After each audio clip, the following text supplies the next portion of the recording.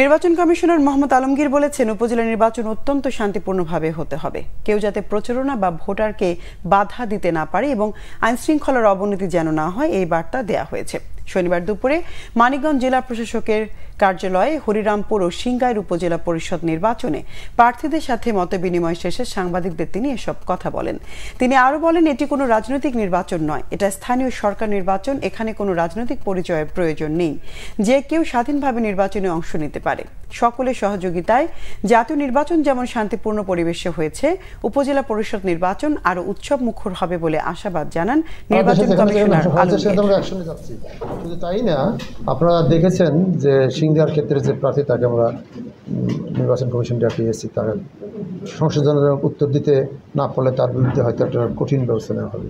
2 নম্বর হলো যে একজন মাননীয় সংসদ সদস্য নোয়াখালী এলাকায় উনি তার পুত্রকে ভোট দিতে বলেছেন, দেখে তাকেও আমরা সতর্ক করেছি যে এই ধরনের কথা থেকে বিরত থাকুন।